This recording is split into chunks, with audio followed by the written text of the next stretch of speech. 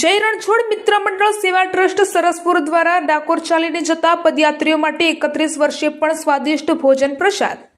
જય રણછોડ મિત્ર મંડળ સેવા ટ્રસ્ટ સરદાર ચોક અમદાવાદ સરસપુરા દ્વારા 31મા વર્ષમાં પ્રવેશ ડાકોર પદયાત્રા ચાલીને જતા રણછોડરાય ભક્તોને સ્વાદિષ્ટ ભોજન પ્રસાદ તથા આરામ કરવાની સેવા સૌ ભક્તોને મેડિકલ સેવા પૂરી પાડેલ છે।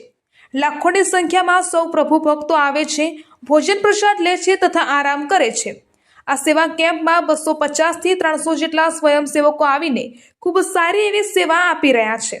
દર મહિને ભંડારો થાય છે તથા વિવિધ પ્રવૃત્તિઓ થાય છે, જેવા કે મોતિયાના ઓપરેશનના કેમ્પ દર મહિનાના પ્રથમ બુધવારે નીલકંઠ મહાદેવ સરદાર ચોક હોય છે।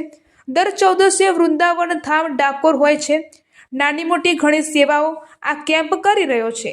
બાળકોને શૈક્ષણિક કીટનું વિતરણ અને દીકરીઓના સમૂહ લગ્નનું પણ આયોજન કરવામાં આવે છે।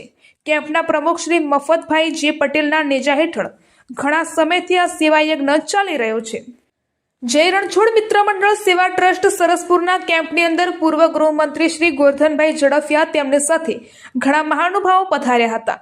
આ સેવા કેમ્પની ખાસિયત એ છે કે પ્રસાદનો બગાડ થવા દેતા નથી અને ભક્તોને બેસાડીને સ્વાદિષ્ટ ભોજન પીરસવામાં આવે છે।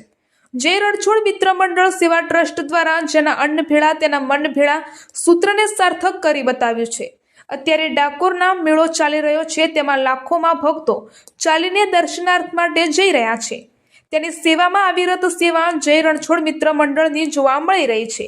ન્યૂઝ ઓફ પાટણના તંત્રી રાજુભાઈ દ્વારા પણ એક દિવસ સેવા કેમ્પની મુલાકાત કરવામાં આવી હતી।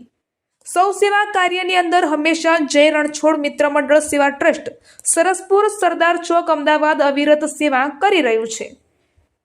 રિપોર્ટર ન્યૂઝ ઓફ પાટણ તંત્રી રાજુભાઈ ડી પટેલ।